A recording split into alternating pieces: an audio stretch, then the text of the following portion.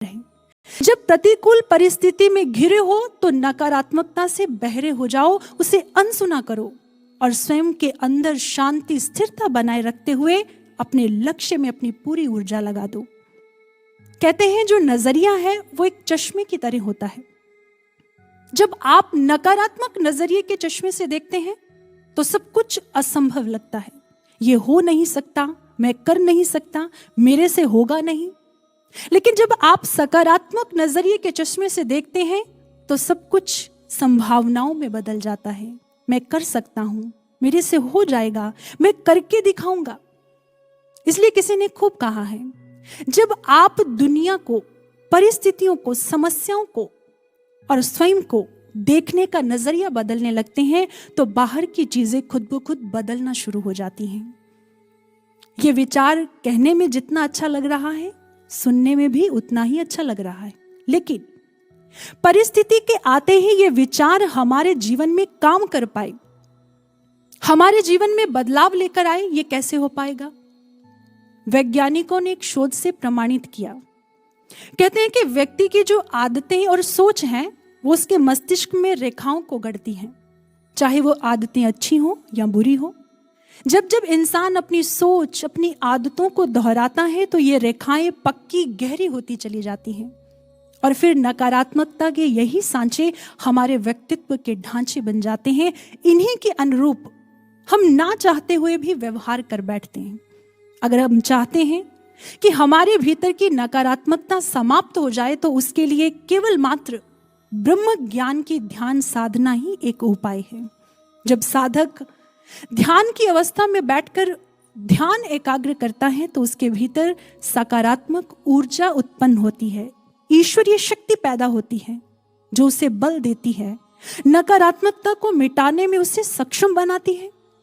योगानंद परमहंस जी अपनी किताब divine romance में कहते हैं, every time you meditate deeply on God, beneficial changes take place in the patterns of your brain.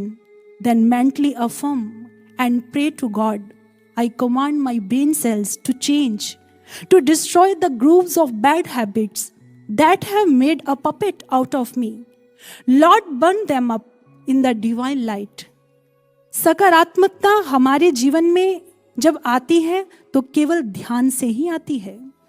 जब आप ध्यान की अवस्था में बैठें तो संकल्पित मन से अपने आप से ये कहें कि मैं अपनी कोशिकाओं को आदेश देता हूं वो बदल जाएं, मेरे भीतर की बुरी आदतों को समाप्त कर दें जिन्होंने मुझे कठपुतली बना रखा है।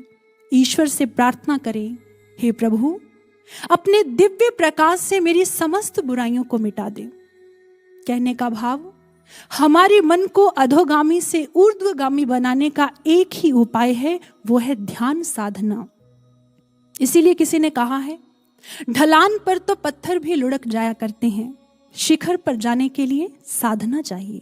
इसलिए साधकों, हमें नियमित ध्यान साधना को अपनाना होगा। एक बार एक साधक ने अनुभव में देखा अथाह ठहरा हुआ पानी। तभी महाराज जी की वाणी सुनाई दी, अगर इसमें कंकर फेंका जाए तो क्या होगा? उसने कहा, महाराज जी इसमें तरंग बनेगी। महाराज जी ने कहा, बिल्कुल ठीक, लेकिन जानते हो नदी के बहते हुए पानी में जब कंकर फेंका जाता है तो उसमें तरंग नहीं बनती है, क्योंकि वो चलायमान होता है। ठीक ऐसे ही जिन साधकों के जीवन में साधना का प्रवाह रुक जाया करता है, उनके जीवन की नकारात्मक स्थिति में आने वाली परेशानी का छोटा सा कंकर भी उन्हें अशांत, दुखी, विचलित कर देता है।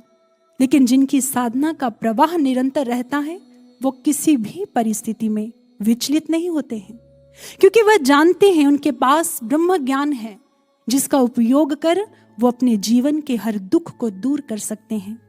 आपने भजन की ये पंक्तियां बहुत बार गुनगुनाई होंगी। दूर हो जाता है हर गम नित निरंतर ध्यान से, जख्म हर एक भर है जाता ज्ञान औषधि पान से। केवल ध्यान से दुख दूर नहीं होता, नित निरंतर ध्यान करने से दुख दूर होता है। आपने कहावत तो सुनी होगी बचपन में, an apple a day keeps a doctor away. प्रतिदिन का एक सेब डॉक्टर को दूर रखता है। क्या कभी ऐसा सुना है, 7 apples on Saturday keep the doctor away? शनिवार को 7 शिफ्ट डॉक्टर को दूर रखते हैं? नहीं, क्योंकि अगर एक दिन भी मिस हो जाता है तो उसकी भरपाई अगले दिन नहीं हो पाती। लेकिन जब भी किसी कार्य को एक सार स्थिरता से निरंतर करने की बात आती है तो हमें थोड़ी परेशानी का सामना उठाना पड़ता है। चाहे वो सुबह उठना हो, मेडिटेशन करनी हो, फिजिकल एक्सरसाइज की बात हो या फिर डाइट प्लान, कुछ भी नया सीखना हो, हम थोड़े दिन तो बड़े उत्साह के साथ करते हैं, लेकिन फिर हफ्तों की छुट्टी हो जाती है और महीनों के बाद हमारा व्यवहार वैसे ही हो जाता है। हमें अपने व्यवहार में, अपने कर्म में निरंतरता लानी होगी, क्योंकि निरंतर की गई प्रैक्टिस ही हमें परफेक्शन लेकर आती है। कॉमेडियन जेरी सैनफील्ड, एक बार मंच पर उनके साथ एक नया कॉमेडियन काम कर रहा था। उसने कहा, सर मैं भी आपकी तरह एक अच्छा कॉमेडियन बनना चाहता हूं, कृपया मुझे कुछ टिप्स दें। उन्होंने कहा, अच्छा ये बताओ, क्या तुम जोक्स लिख लेते हो? उसने कहा, हाँ सर, जब मूड अच्छा होता है, अंदर से प्रेरणा होती है, तो मैं अच्छे जोक्स लिख लेता हूं। लेकिन समस्या यही है, मूड प्रतिदिन अच्छा नहीं होता और प्रेरणा भी रोज नहीं होती। उस समय जेरी सैनफील्ड ने कहा, एक बात ध्यान से सुनो, अच्छा कॉमेडियन बनने का एक ही तरीका है, अच्छे जोक्स लिखना, और अच्छे जोक्स लिखने का एक ही तरीका है बहुत से बुरे जोक्स लिखना, और बहुत से बुरे जोक्स लिखने का एक ही तरीका है हर दिन लिखना। जब तुम निरंतर लिखोगे तो तुम्हें पता ही नहीं चलेगा कब तुम अच्छे जोक्स लिखने लग गए। ठीक यही सूत्र हम साधकों को साधना में अपनाना होगा। कुछ भी फ्री नहीं मिलता, दाम तो चुकाना ही पड़ता है। ठीक इसी तरह साधना पथ पर यह दाम हम साधकों का निरंतर प्रयास है। चाहे वो किसी बुरी आदत को बदलना है, किसी नई आदत को सीखना है, ध्यान साधना करनी है। आप जानते हो निरंतर ध्यान साधना से हमें क्या लाभ होगा? इसके लिए हमारे महापुरुषों ने कहा, सांस सांस सिमरो गोविंद, मन अंतर की उतरे चिन्ह। अगर अभी तक जीवन में चिंताएं समाप्त नहीं हुई हैं पूर्ण रूपेण, तो इसका सीधा सा अर्थ है हमारी साधना में निरंतरता की कमी है। जब हम ब्रह्म ज्ञान की निरंतर ध्यान साधना करेंगे तो वह हमारे भीतर से चिंताओं का समूल नाश तो करेगी ही, साथ में हमें हर परिस्थिति में डटकर लड़ने में सक्षम बनाती है। इसलिए नियमित ध्यान